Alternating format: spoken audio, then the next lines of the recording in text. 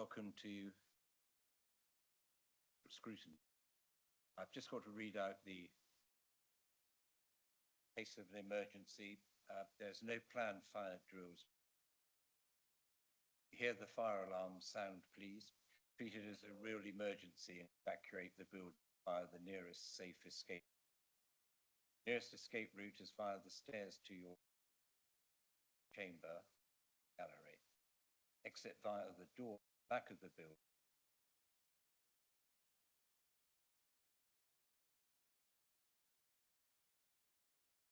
Lifts can't be used.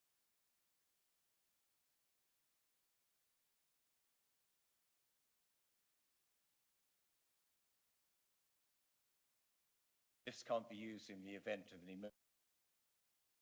Building and advise it's safe to do so. So item number 1 on the agenda, apologies. I've got apologies here from Claire Mosdell, which is why I'm chairing today. Councillor Brodie, Councillors Robertson and Councillor Liddy. Next item agenda is minutes. Everyone had a chance of reading the minutes. We have a proposer as to their accuracy. Councillor Dowler, thank you. And a seconder. Thank you, Councillor Lever. And is everyone agreed that the minutes are accurate? I see nods. Thank you.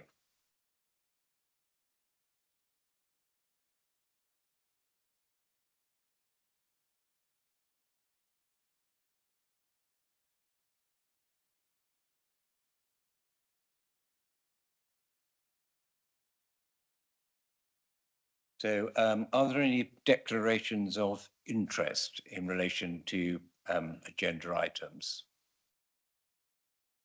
Nope. And I've been told that we don't have any written public questions, and it doesn't appear that there's anyone in the public gallery to ask any questions. Item number 5, general exception decisions, urgent decisions. I'm told that there are none, so we needn't to be considered. So we can move to the progress update, to receive an update on the progress against outcomes arising from previous meetings and to provide an update on any outstanding actions. Page 13.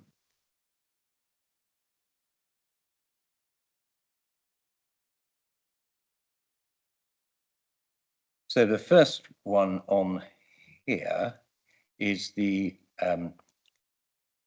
forward plan. So the 10th of January, the corporate scrutiny requested a copy of the review of the leisure centres once it has been completed.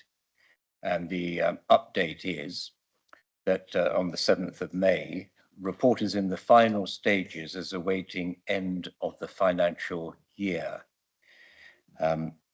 I don't know if we've got any further update as to that, or if it's just the end of the financial year. I'm told very helpfully that it's on the agenda for next month. The only matter that I was going to raise, and if there's a matter that others would like to raise, is this, that I understand that there was a report that was disclosed to Cabinet in December of 2022.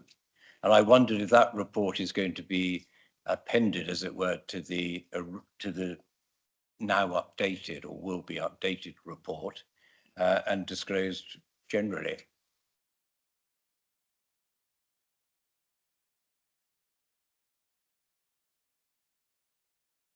I think we could provide that report, Chairman, but the events have overtaken us since then and things have moved on significantly. So it wouldn't necessarily be relevant. And that's the other reason why we're waiting for the closure of the financial year, so we can be accurate on up-to-date figures in terms of costs.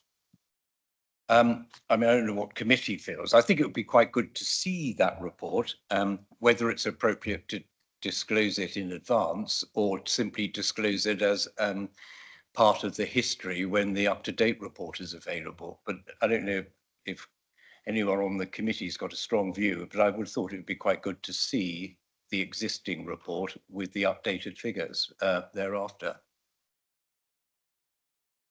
That report was actually completed, was it? I think that was just a sit rep at the time, wasn't it? Yeah, it was. It wasn't.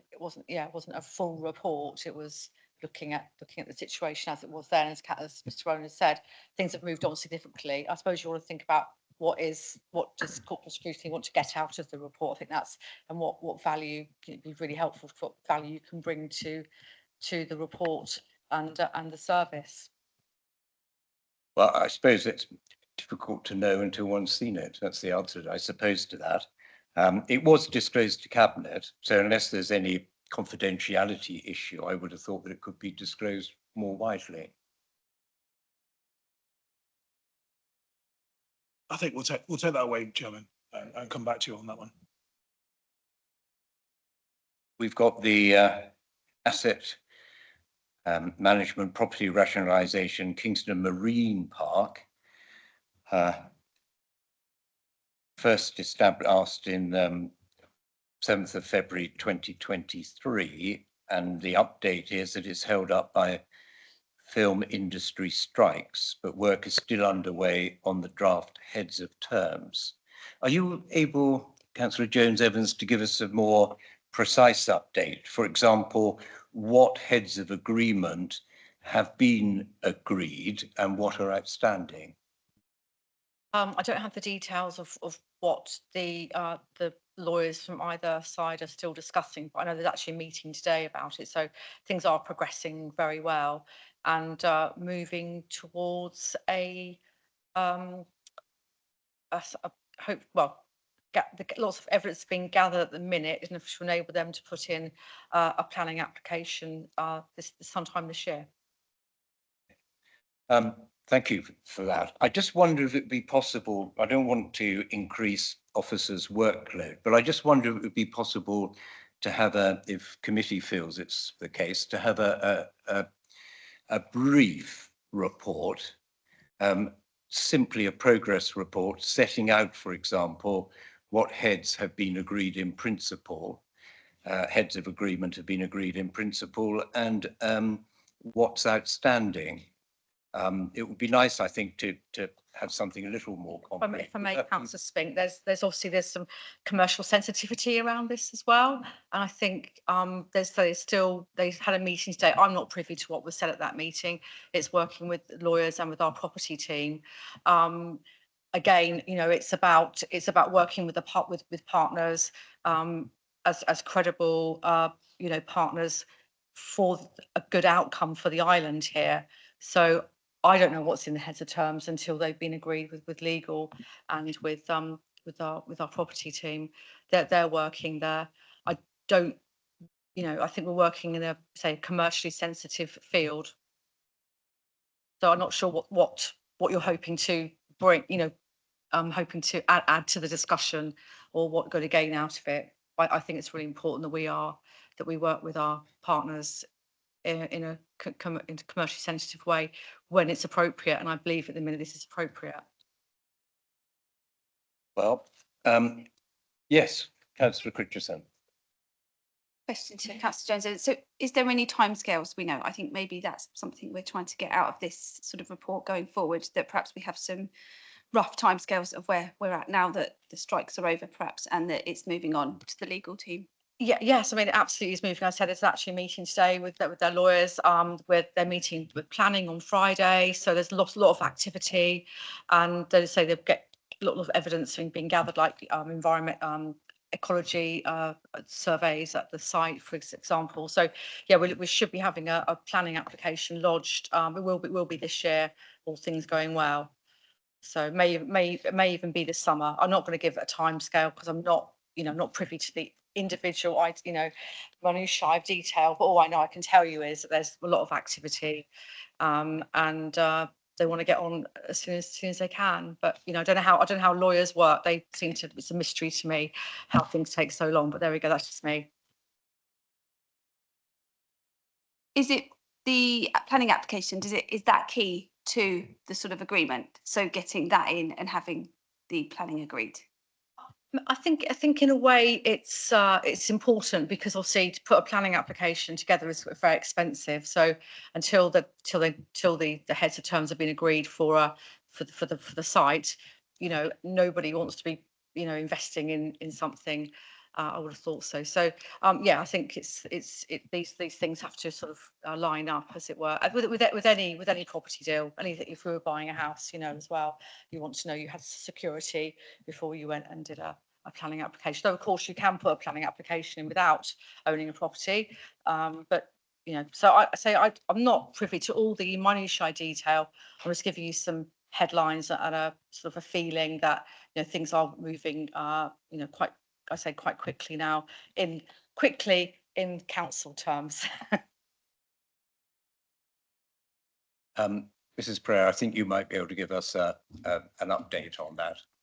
Thank you, Chair. And if I may, without wanting to speak for the Director of Corporate Services, who I know is online watching this, Sharon Betts, it would be appropriate for a short briefing to be provided to the committee. That can either be done in the intervening period, or you could put it on the agenda for July. That would be a briefing update for corporate scrutiny that could give a position statement as to where we are with this project to date. It could outline a high level timescale that we're aware of, having had discussions with the potential purchasers. It would not be appropriate to give the detail of the heads and terms, but we could describe matters that were still outstanding for negotiation. I think that would be very helpful, and thank you for that. I don't know if committee has any view as to whether or not we should ask, as it were, for it to be on the agenda and have a report available for the next meeting, or if the committee feels that a report could be made available before that. Does anyone have a strong view about whether it's an agenda item with a report in time for the next meeting, or a report as soon as possible?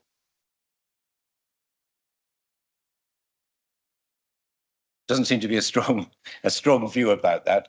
Shall we put it on the agenda for the next time? And then that gives officers a reasonable amount of time to do what only has to be a brief report. It doesn't have to be in the standard sort of format with all things considered, just an update. Thank you. And then finally, the Councillor Redrup asked a question at the last meeting, which has now been answered and circulated. So everyone should have a copy of that, or have been served with a copy of that.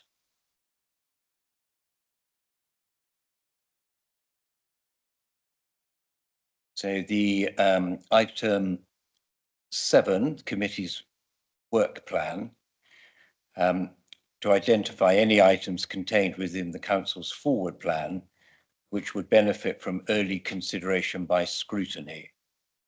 I've had a look, by no means conclusive as it were, but I'm not really aware of anything that we need to put on which isn't already there.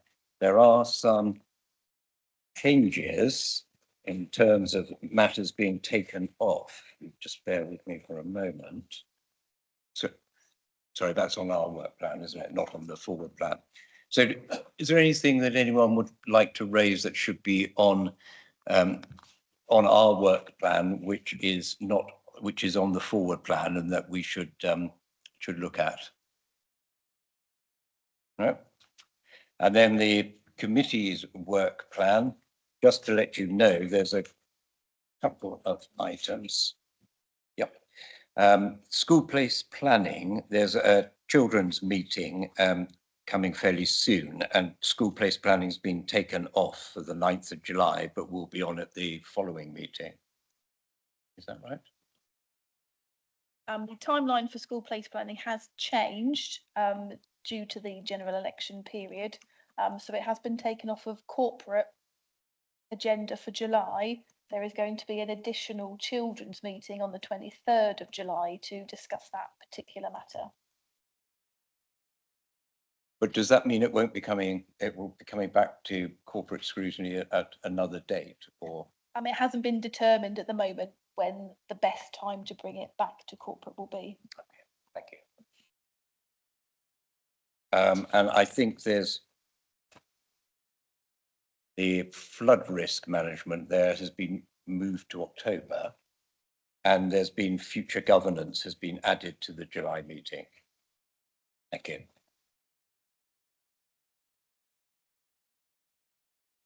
So turning now to perhaps the more substantive matters, item number 8, the Ryde Town Board. I'm very pleased to say that we've got the Mr. Holbrook, the recently appointed chair of the town board, who's very kindly come to explain to us a bit about it. In the main, it's really to try and understand what the town plan, which as I understand it is still being obviously finalised, but what sort of matters it will cover, the funding and the thinking as it's being developed for the future. And we're all very grateful to you, Mr. Holbrook, for giving up your time. We know you're very busy, but giving up your time to be here. So if you could please just give us a brief update, that would be very helpful. Thank you. Okay, hello everybody. So in terms of the specific question on plan funding future, so as of today, tomorrow, very imminent future, we'll be going to start the process of going to the public and getting the public engagement, which the view is to try to speak to as many people in Ryde across the demographics as possible. So that's been targeted in many ways. There'd be direct action into the schools to speak to students directly, speak to teachers directly in terms of that lower age group from year 6, year 7 onwards. There'll be using the facilities which are already in place in Ryde, such as Aspire, the library, the new NatWest Bank as fixed opportunities to engage with the public. There'll be a QR code which will be going out, which will allow everybody, the residents, to scan on the QR code, which will give the questions, and then the questions will come in and then be collated. So we're going to try to get every touch point we can to engage with as many Ryde residents as possible to get that feedback from the town. There's also, on top of that, nationally, the government have commissioned an agency who will be doing their own online work across all 55 of the towns which have been selected to gauge feedback from in a different way via that option, which will be very targeted, and it would all be online and is driven through an external group to do that, which will then add into our feedback. So in terms of what we have to do, we have to first engage with the community and to find out what it is that the community wants. And that's where the questionnaire has been designed around getting that, and hopefully we can make it as scientific as we can. Once we have the feedback from the public and the community of Ryde and Binstead, we will then be looking as a board at all the different options, all the different projects which are being put forward in terms of those which are known, an opportunity for people to present plans and ideas. At that point, we have a very tight time frame in order to put the 1 to 3 year plan together, and then also a more wide-ranging 10-year view, along with the vision and mission of the board of what it's trying to achieve and how it intends to do that. That has to be in by midnight on the 31st of July. So that's an incredibly tight time frame. As of this afternoon, we appointed, or are in the process of appointing today, the company and the group which will then help in writing that document. Writing that document is a very significant part of it because it lays out the plan for the board, but then it has to be ratified by government to get their seal of approval in order for us to then be able to move forward with a level of confidence in terms of the projects and what we want to achieve. So the timeframes, as they have been in this entire process, are incredibly tight, and it's not helped by an election being called right in the middle of that process, because that does obviously create lots of unknowns. It means the goalposts can shift, and there's of course even the possibility that after the election the entire project could be pulled. None of this is within anybody's ability to say 100% one way or the other. The general view when that's being posed to the civil service and everybody who's running the project and the current government is they feel it's unlikely, as the towns which are benefiting are very much a broad brush of political areas. So they think it's very unlikely that it would be in the interest of either of the more likely potential future governments to pull the funding, because it would very much politically not necessarily be advantageous to either of them to do so.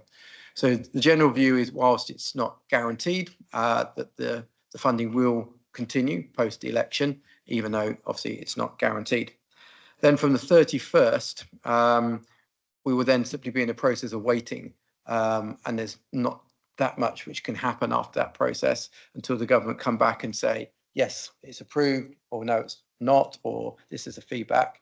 So it's going to be quite a while before we're really in a position to start engaging and having the money released in order to be able to do the projects. I think there's also quite a lot of confusion about the levels of the money, when that money is available.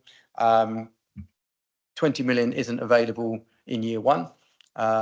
In terms of capital money, it's actually only just over £400,000 available in year one to spend on capital projects. So the view that there's over £1 million and in year one just isn't true.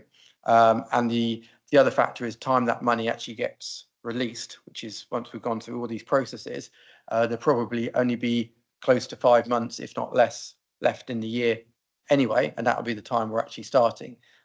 So in order to have very much impact in the first year, it's going to be very difficult because the timeframes don't allow it, and the processes don't allow it. So some of the challenges will be how we then able to kind of show that we're moving quickly when we're not able to move quickly, and obviously that creates an area of frustration and people think things aren't happening. That's not the case, but the reality is the first year will be quite slow. Post year one, the money in terms of capital, which is the money split between capital and revenue. Post year one, the split is around 1.2 million, I think, in year two. Colin, I think that's right. And then it's about 75-25 from that point onwards in terms of revenue and capital. Both capital and revenue can be carried forward for 3-year windows. So anything which isn't spent in year 1, 2 can be carried forward to year 3. But after year 3, the revenue and capital money which isn't spent then is lost. And that will continue for years 4 to 6, 6 to 9, accordingly. The other point I would mention is it is also possible to bring money forward through different methods of borrowing. So if there was projects earlier which were higher in terms of their capital requirements, there would be an opportunity to look at different models where the board could borrow to allow those projects to happen. So I think in terms of outline, engagement starting now, the 1 to 3 year plan has to be in 31st of July, and then it'll be with government from the 1st of August. That's the immediate and very aggressive and quick timeframes. That's where we're at. Thank you, Mr. Holbrook. Thank you. Does anyone have any questions? Councillor Drew. Thank you, Chair. I appreciate, given the tight timescales that you've alluded to, it's probably going to be difficult. But in terms of auditing the investment plans, is there any proposal for an outside body to audit those, or would that not be possible given the timescales? I'm not quite sure what investment plans you're meaning. Well, just in terms of the actual investments direction, whether there's going to be the opportunity for that to go to an external party, as it were, just the government are effectively the external party. Okay. So the plan is put to government, and government will be looking at that plan. So the civil service is probably the answer to your question. Okay, fine. And in terms of obviously the engagement with Ryde community, the difficulty as always with these things is that there can be a level of apathy. So it's sometimes the people with the loudest voices who have the biggest say in the outcomes of this. So are there any steps that are going to be implemented which would ameliorate that potential danger? I think it's getting out as wide as possible. So it's by having those engagements in places like the library, NatWest Bank, but also going out to shows and events and communicating with people in those areas and going into schools. So an example is one of the schools we're going to go into is we'll give it an assembly. We'll talk about it, and then it'll be the school will have all the questionnaires for several hundred students, and they'll be asked to complete those in their form times between then and the end of the week, and then we'll have them all back. So that'll be an example of an entire demographic of years 6 to 13, which will be actively engaged with in terms of that part of the demographic. But we'll be looking to do the same sort of outreach in all areas of the community by trying to alleviate exactly those points, because we're reaching a very wide area is what we want to do. And we're hoping the QR code, which allows people just to scan it, complete it at home, will help. But obviously for people who don't have phones, places like the library is a good balance to that. Councillor Downer. Oh, thank you, Chairman. Yes, just like to ask, how are you going to ensure that with different projects that they don't go over budget and provide the best value for money? Thank you. Okay, so in terms of all projects, in making sure they don't go over budget, that's the same for any project you do. We'll go out to quote, we'll go out to tender, and then the person who's successful in the tender will be held to that process. And depending on the details of whether there's penalties or pullbacks or whatever it is, that will be on a very individual basis. In terms of getting best value of money, we'll be following the usual procurement processes with a focus that Isle of Wight businesses, Ryde businesses will be looked upon favourably, because the idea is that investment and rebuilding of Ryde in that community and wider than that, the Isle of Wight. So that will be weighted accordingly as much as we can within the rules. Councillor Jarman. Thank you for allowing me to speak, Chair. There was a very good document issued just recently by Chris Ward, our 151 officer, which sets out many of the issues important to this debate, particularly around the role of the Isle of Wight Council, his personal role within it, and the issues of auditing and governance of the spend, and in particular authorisation of any plan and expenditure related to. Could I suggest that that also gets distributed to the committee? Yes, thank you, Councillor Jarman, for that suggestion. That's very helpful. Thank you. Anyone else have a question for Mr. Holbrook? In that case, I've just got a few questions, if I may, please. Part of the government guidance, as I'm sure you know, is that it's very important that the board is seen to be sort of open and transparent in the way that it deals with matters. And I'm pleased to see that on a section of the Ryde Town Council website, the minutes of various meetings are now being published and have started to appear. Would it be possible also, in the spirit of being open and transparent, and indeed involving the community, to publish, I think there's now a written constitution that you have, or at least that it's in draft form. I don't know, is it actually a written constitution yet, or simply a draft? I don't think we have anything which is in the form of a constitution. We certainly have our terms of reference. Reference. That's what you're alluding to. Yeah, that we have a terms of reference. Terms of reference. Yeah. Could I encourage you, please, to put the terms of reference on your website? Okay. Or at least on the portion of the website that the town council has given you.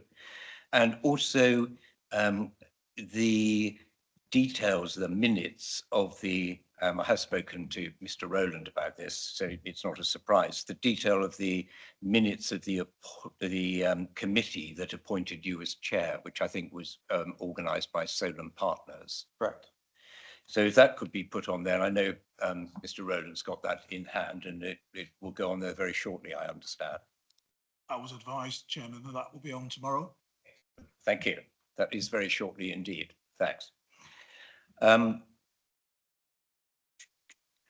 The other thing that I thought was perhaps important, and indeed to encourage, as it were, community involvement, would be perhaps to have I mean, it's not uncommon on, for example, the Isle of Wight Council website and also on town and parish council websites, to at least have the name, possibly a picture of the members and a description of why they're on there. So whether they're on there to represent. That's already available at the NatWest building. There's a portfolio of everybody on the board with their pictures and a brief bio. So in fact, we don't have a website up yet because we have got the funding through in order to sign all those things off. That's why that would be delayed. But as and when there's a Ryde Town Board website, that would be on there, but it is already available at the NatWest building. Okay, I wasn't aware of that.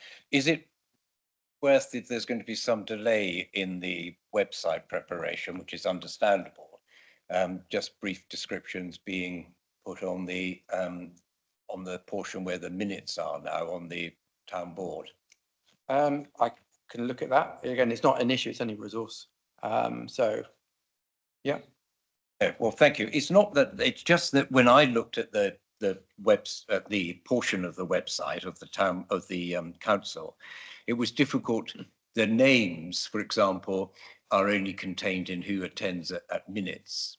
And a lot of the names didn't mean anything to me. And so for the community involvement, I think it's good to be able to see who's on there and why they're on there, what they do, whether they're as Isle of Wight councillors or Sure. champions of local business. The plan is obviously for the Ryde Town Board to have its own website, its own logo, its own mission, vision, values, the whole lot. And it's being put together at a speed of knots. But obviously it has to go through a procurement process and we've only just started.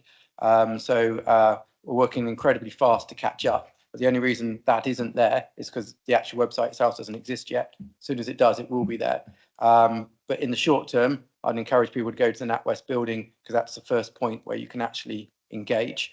And if Ryde Town Council have the scope and to have all that then put onto their site on a temporary basis, I'm not going to speak for them because it's probably a lot of work for something to go up to come back down. But in the same way, I can ask for when the website for the Ryde Town Board is put together, that's something that's prioritised and goes up because I agree that it's important and it adds value. Thank you. It may be sufficient just to put a reference in that case on the portion of the town council website that the board is on to explain that if you go to the NatWest building, there's much further additional information. Do they actually have to go there or is it online via the NatWest building? No, you need to go there. Go there. Yeah, it's all up on big boards. Yeah. But that would be quite good, I think, to have an explanation that your own website will be set up as soon as possible.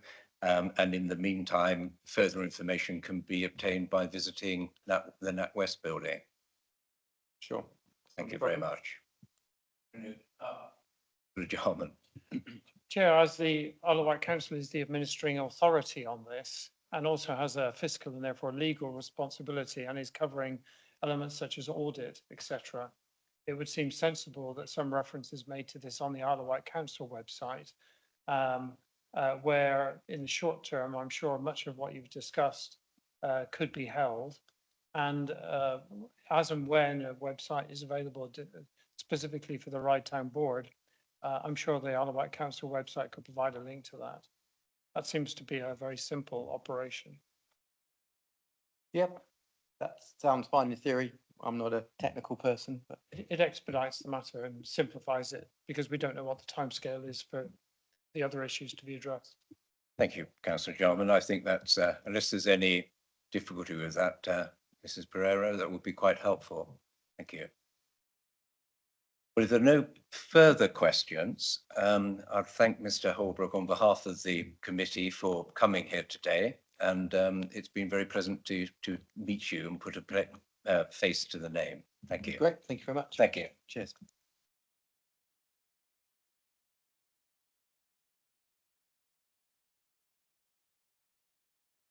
on the traffic review, item number 9, to review the traffic regulation order proposals for Bryston, Freshwater, Rookley, Shelfleet, Shorrell, Totland and Yarmouth, and public feedback ahead of Cabinet on the 13th of June. That's pages 31 to 100 of our bundle.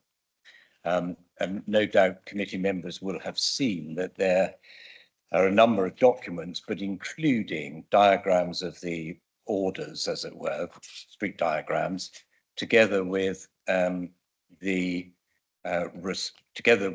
comments and responses during the consultation period. I should say that I received very helpfully from Mr. Rowland an answer today to an inquiry on behalf of Freshwater Parish Council, the new chair of Freshwater Parish Council, Emma Cox. I did send it to everyone, but it was sent to me this morning, and by the time I got back from the appeals committee here, I forwarded it about 2 o'clock. So I don't know if everyone's had an opportunity of seeing that. It relates in the main to freshwater. I'm able to read the email if my computer fires up. I'm able to read the email to anyone who hasn't seen it if they wish, but it does really relate individually to freshwater. Like that to be read, or are you content that it's in your computer somewhere?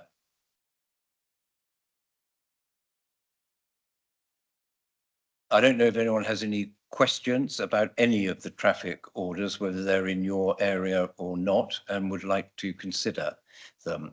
We're not here, if I may say so, as I understand it, to look at whether you agree with the traffic order, but we are here to make sure that the public consultation has been properly taken into account and that there are valid reasons if the decision isn't in accordance with the public consultation. Councillor Fuller. Yeah, I mean, I've got to declare a non-pecuniary interest depending on whatever the chairman of Freshwater Parish Council said. But the chairman is a friend of mine, so if that could be minuted, please. Thank you, Councillor Fuller. Thank you. Councillor Jarman. I'm not sure if we need to declare an interest. I'm not a member of the committee, but I am, of course, a member of. It does include my ward, and I am a member of both Totland and Freshwater Parish Councils. So I wear several hats here, but I'm not a member of the committee. So I'll note my role that I play, and I wear all those hats. I do have a question which is related to process, and thank you for circulating the note earlier, but also to note my apologies for Councillor Medland, who's not able to be here this afternoon to represent Freshwater itself. And as you know, I've been covering for him on quite a number of bodies recently.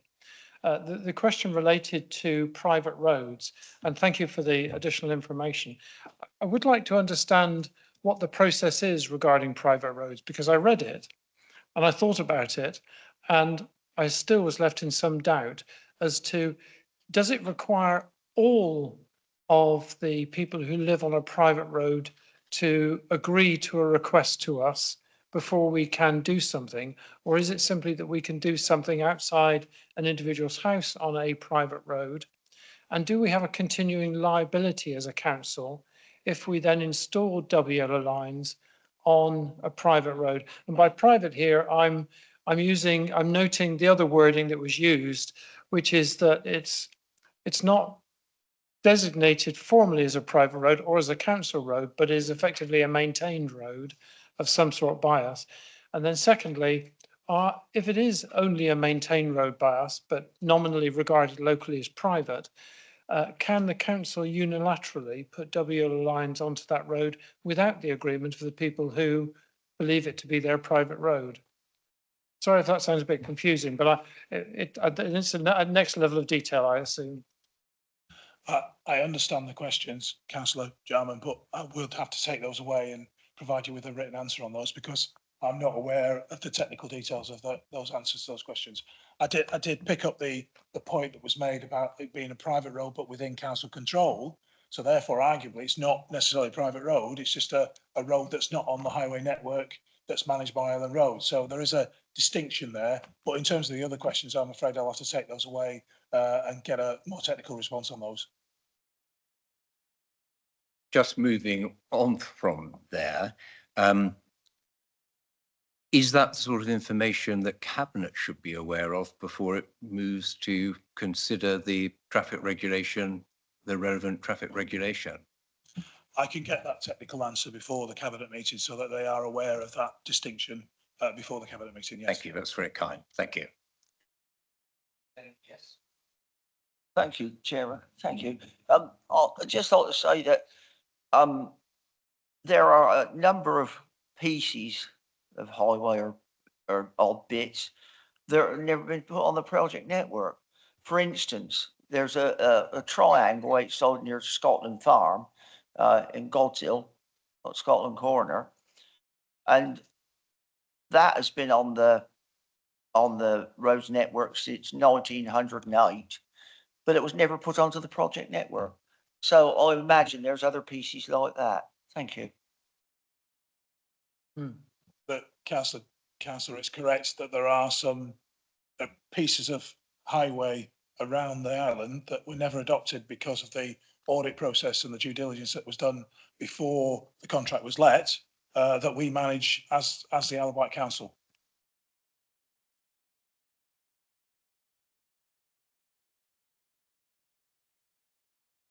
Thank you, Chairman.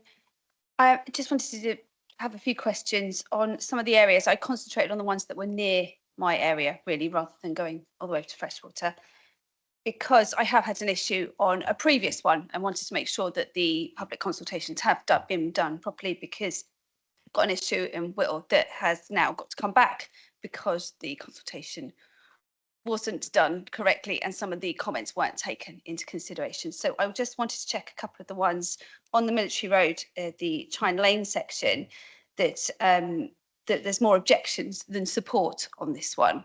And I got the feeling locally that it was kind of necessary on that junction, but I would like to have that checked, that they are actually the relevant concerns on that area. And also the one in Brooklyn, not my area, but obviously there's a lot of objections to that. So it looks like there is something needed, but it's not necessarily going to work for the people in that area. So I would like to check that the public are being listened to on those points, please. Thank you. I think it's just worth talking about the process that we go through for the TROs. The TROs are generally created as a result of safety concerns that are raised by either residents or through accident statistics. And what we're doing is a programme of going around the island and trying to deliver on changes to the network as a result of those. Now we go out to consultation on the results of those and the proposals that go forward. And it's a balance between the objections to members of the public, often people in that direct neighbourhood of that particular TRO, versus the overall safety considerations. That balance is then put forward as part of the report with an officer recommendation, and then it's incumbent upon Cabinet to balance that themselves and make a decision based on those observations. So in terms of following the process, I would assume that we followed statutory process, which is very heavily in favour of consultation, particularly with local residents. But then we have to make that balance between safety versus public objections and other objections in terms of practicality of delivery. Hope that answers your question in terms of general, but in terms of specific ones, it's the same issue in terms of that balance. Yeah, thank you. Yeah, I know the previous one that I've had in my area that's got a problem. The consultations were started during the sort of COVID times, and I think they weren't as thorough as they perhaps could have been. Whereas on this one, there was other areas that would have been on this but have been taken off beforehand. So that was brought into from the consultation period, you know. So I understand that. I just wanted to make sure that the objections from the residents were being taken into consideration. The full list of objectors, and particularly on that example that I shared earlier, gives an example of all the objectors that are actually coming forward, either positively or against the proposal. And again, that forms the basis of making that balanced judgment. Councillor Lever. Thank you, Chair. We've just gone through the same TRO stuff for District 2. So apologies, my question's probably a bit broader than specifically the ones we're looking at here, but it's to do with TROs. My understanding is the process is it's becoming more efficient, and the reviews will start hopefully be going through more efficiently as we proceed. So in a sense, I'm really pleased about that, because much of these are really welcome. The slight concern I've got is, and I know with the number of the ones in my area, is when we talk about parking restrictions, what that then does is displaces parking from one area and likely moves it onto another.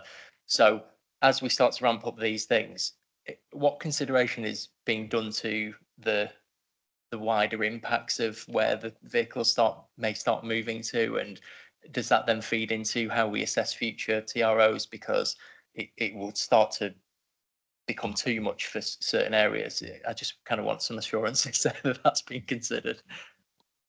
I think we do have to consider that, because any restrictions in parking will shift an area, that will shift that parking issue somewhere else, and we do need to make that overall consideration in a particular area.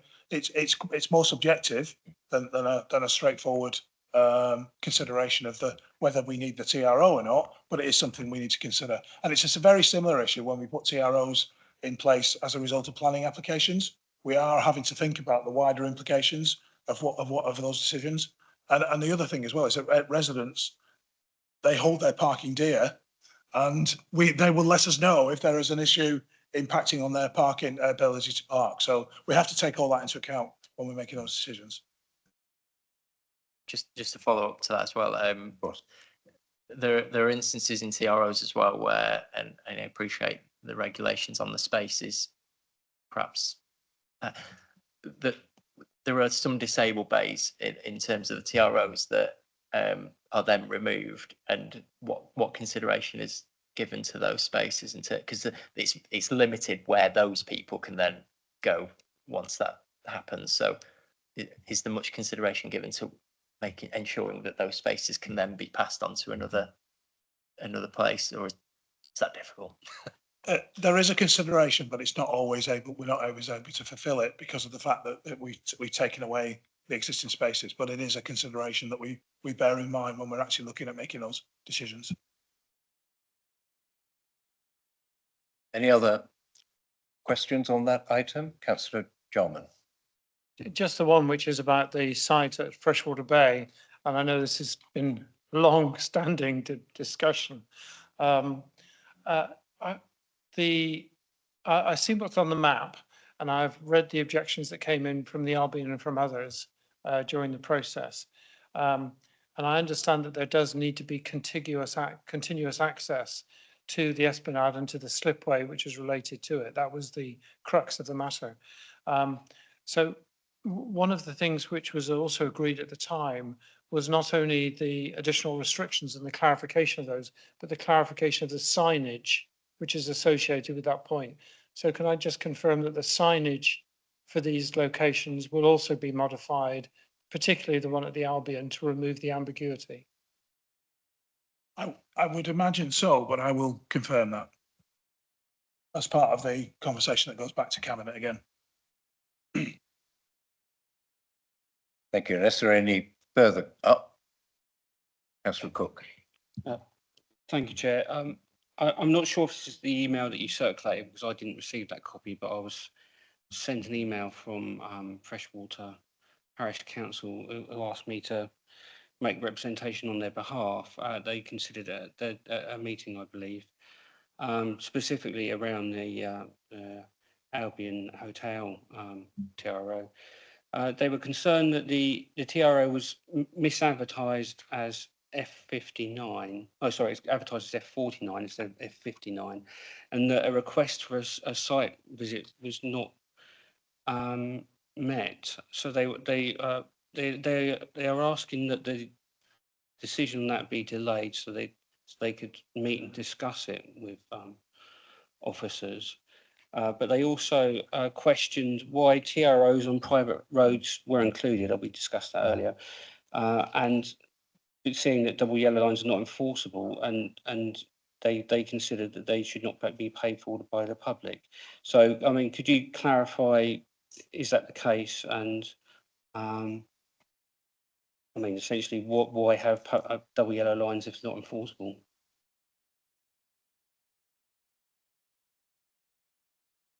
I might be able to assist a little bit there, Councillor Cook, on this basis, that the email that you're reading from is Councillor Cox's email, which I think I'm right in saying I forwarded to Mr. Rowland. Try to remember that, but I forwarded it to Mr. Rowland, and he very kindly then sent an answer. I wonder if I could ask you, Mr. Rowland, if you could, given that Councillor Cook has raised it and he hasn't received your reply. I'm afraid I didn't have you on in my mind, I'm afraid, when I sent it to all the members on here, I don't have your email, but I'll remedy that, your email address. So if that could be read, if you wouldn't mind reading that, and then Councillor Cook, if you've got any further questions arising out of it, or anyone for that matter, any councillors, then please feel free to ask a further question. Thank you. Yes, I'm just going to try and find the email in question so I can read it. Thank you. Right. In respect of the F49, F59, that was an error which was latterly corrected and then re-advertised. So that I think it was amended on to re-advertised between 16th of February and 8th of March. So that was amended on that respect. As for private roads, and again, I'm not being technically completely au fait with the details, and also our parking manager, our sort of technical manager, is away this week. So we've basically taken the information from what we've seen in the documentation. The council can install parking restrictions on private roads with landowners' permission. However, for this case, Freshwater Footpath 59, Freshwater is not listed as private, but as maintainable at public expense on the National Street Gazetteers page. So what we'll do is we'll make sure that you get a copy of this email, because, as I said, I passed it to the chair, hoping that he could pass it on to various members of the committee. But that's the answer to that question. The other part of the question was probably related to the hotel and their expectations on the TROs, which we didn't necessarily agree with entirely. And that's picked up on the consultation summaries. And again, I've copied I appended a copy of the consultation summaries on that particular TRO to this email. So if you get that, you can have a look at that and consider that. If there's anything else, come back to me before the cabinet meeting, and we can, again, like the other questions that have been asked this evening, we can put those forward to the cabinet members. Just to say, I have now just forwarded the email to you, Councillor Cook, so it should be in your inbox. Excellent, thank you. And my apologies, Councillor Cook. I simply didn't have you on my address list or in my mind for some reason, but I hope that that's a satisfactory way of dealing with it. Jarman. I didn't want the point to be lost from what Councillor Cook said, and not to be too pedantic about it, but given that you're coming back with technical issues anyway, maybe we can make sure this one's on the list. If a road is designated as maintained by the Isle of Wight Council, although we don't own it and it's not private, it's somehow maintained by us, are WLO lines on land which is maintained by us enforceable by us? That is a technical question that I will need to go back to officers to answer. But yes, we will get you an answer for that one. Yeah. It's just been on that particular site. That has been the enforcement issue has also been quite an important point for a long time. I suspect they are, because what would be the point of putting down the LOW lines if you couldn't enforce them? But I will get that technical answer to that question shortly. And if I may, Chair, just one further point. Yeah. About process here.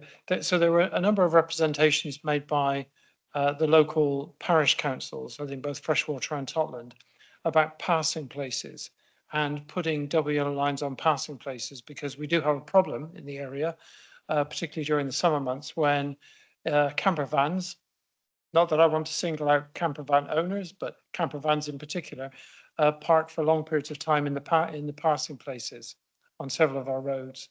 And we did request that all passing places would therefore have WL lines on to avoid that issue. And I noticed that wasn't part of the consideration. I don't know whether that's a separate matter or not, but maybe that's another one to add to your list. I think that's a separate matter, but we will come back on that particular issue.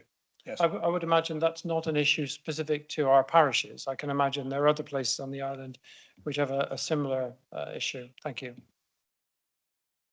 Thank you. If no one else has any further questions, then we'll, having said that, before I move on, do we simply need to note that we've considered the paper, or what should we do, Melanie, in terms of our recognition of the paper? It's up to the committee, really. You can vote to agree to the recommendations that are in the cabinet report to cabinet, or you can make a note that you agree in principle, depending on some of the particular answers to be put forward to cabinet that have been raised here tonight. That might be the better way of going about it. Yeah. If committee agrees, we could say that the contents are noted and are subject to further information, which will be forthcoming very shortly. Is everyone in agreement with that? Yeah, good. Thank you. Item 10, Policy Framework Annual Review, pages 101 onwards. To review the Council's list of policies to ensure that they are being reviewed and refreshed timely and effectively.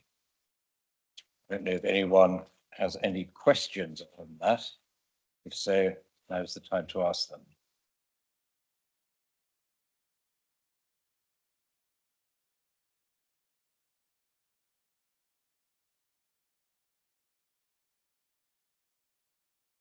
Perhaps while councillors is thinking, if they want to ask any questions, I had just have a couple of questions on page 104. A number of the financial policies haven't been aren't in date. You can see there 4 no's, as it were. So they seem to be out of date since 2018. They were due for renewal. I see the comment that it's in hand, and there's been various staffing issues, which I understand. But are we putting if I could ask a general question, perhaps Mrs. Pereira, you might be able to answer. Are we, by being out of date or not having renewed those policies, are we putting the council at any form of risk or liability? And if so, could you just outline what that is and how quickly we can do something about it? Thank you. Thank you, Chairman. There are 2 levels at which the council operates in terms of the 4 matters that are set out in the list. They're covered by two different approaches. So the financial regulations that the council has that it works to are one area, and then the policies that are listed here supplement those financial regulations. So, for example, the financial regulations that recently came to full council at last full council, was it last full council or the one before? I can't remember.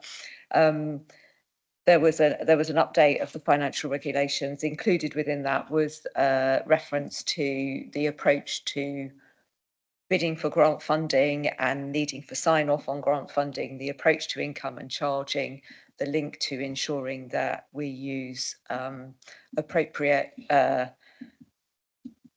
increase in income and charging on a regular basis, and our responsibilities as a accountable body. So we are mitigating risk by the regulations that we've updated, and we will be covering off these last 4 areas in terms of detailed policy by the deadline that we've set in this table, which is September 24.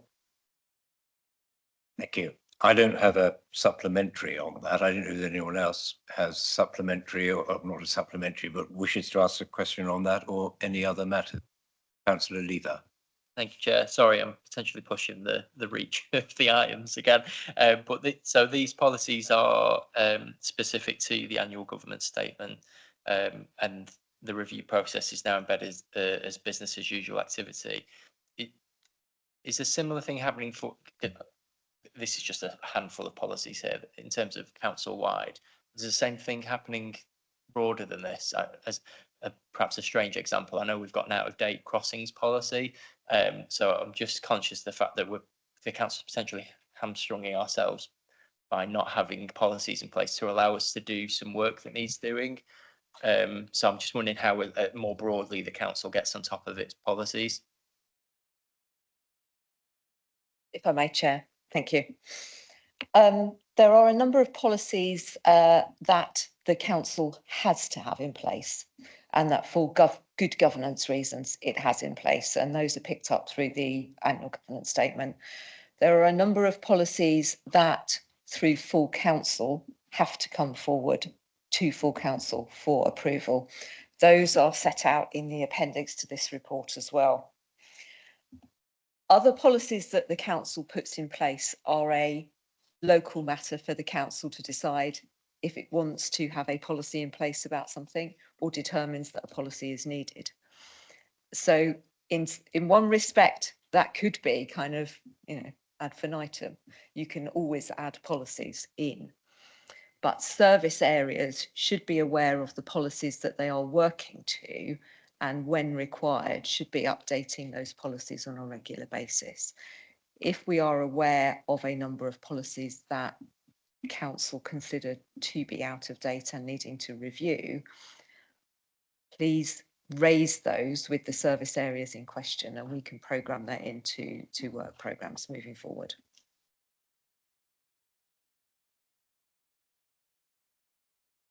Does anyone else have any councillors, any further questions on the this item on the agenda?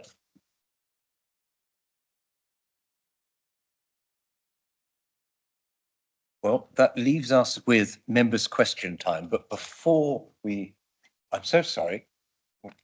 Ah.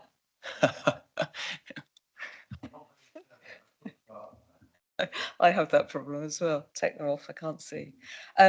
Chair, it's probably worth noting that on page 104, you'll see that there's reference to the DBS policy.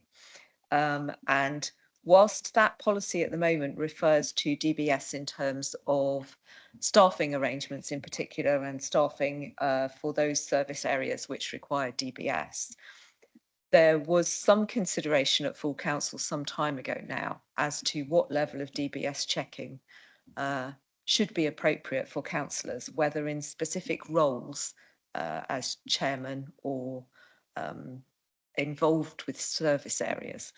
And a matter that we may be considering as part of the future governance arrangements is exactly that issue as well, particularly when you consider the importance of all councillors in terms of their corporate parenting role.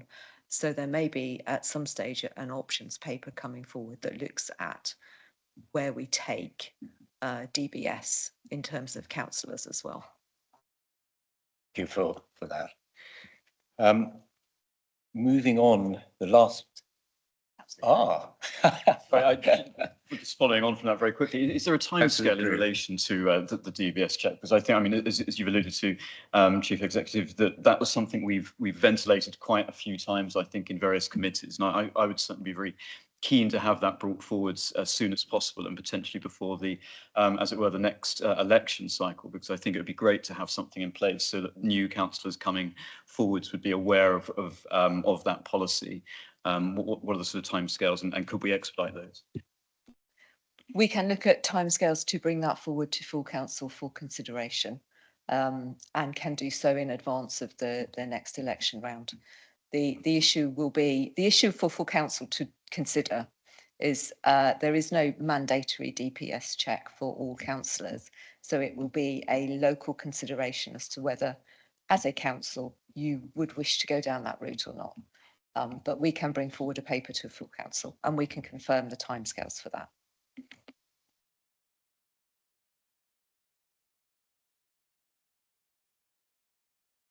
Apologise, No, Chair. not at all. I was just trying to remember that we did have them years ago. And I believe Councillor Jones-Evans and Councillor Fuller would remember that. But it was, and Councillor Christensen's just reminded me It was CRB, wasn't it? Something like that. Yeah, Was. but then that didn't continue. I suppose that was when the DBS came in. I think that's correct. Thank you, Chairman. I think that's correct. I don't know if. So I think that is correct. Yeah. Councillor Jarman. They are somewhat different beasts. Criminal records, which is I think what Councillor Downer was talking about, is somewhat different to the disbarring service, which has a different role and is actually managed and processed in a different way and can have a recurring element as well. I guess we'll wait to see what the paper comes forward with, but the issue will be how far do you want to take that? Does it include within the DBS only their criminal element, if any? Would it include financial element, if any, in terms of the directorships or in terms of being barred from being a director or from being on a credit watch or other issues? It's a bit of a can of worms in effect. But just a slight voice of concern that as we head down a path, that we understand what the scope and intent of that would be. Thank you. Thank you, Councillor Jarman. I don't know if you've any comment that you'd like to make in respect to that, Ms. Pereira. Well, clearly anything that we bring to full council will set out the options that full council can consider moving forward. And part of that will be the scope that it wants included or not, as the case may be. Yeah. If there's no further questions on that, we can move to members' question time, last item. Before we do, I was asked by Councillor Jarman about at least two, but there may be more than that, questions that he asked at previous corporate scrutiny meetings to which he's not had, in his view, a satisfactory reply.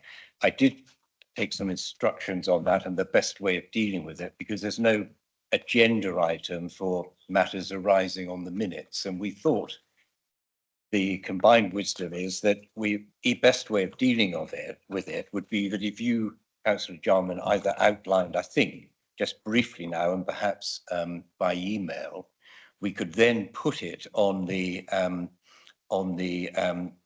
corporate scrutiny progress on actions and outcomes. So it could then become a matter for the next meeting to make sure then that you've received a full answer, rather than you simply asking the question again, which is simply repetitive. I'm very happy with that, Chair. There are questions asked by me and by this committee, some of them, to which answers are outstanding. Some of those going back to the 12th of February this year, and some to the 7th of May, the last meeting. And in fact, one of the answers was completely erroneous because it referred back to a different committee's meeting, to a working group that actually doesn't exist. So that was not at all helpful. So I've sent them in. They have them electronically. I think Megan's got them over there at the end as well, and Democratic Services. So I'm very happy for them to be appended and noted as outstanding. Some of them outstanding for several months, some of them for a shorter period of time. Thank you, Councillor Jarman. I think that would be unless I'm told differently, that would be a satisfactory way of dealing with it. Thank you. So we'll deal with that. Are there any other members' questions? Nope. Well, thank you very much for all attending, and that is the end of the meeting. Thank you.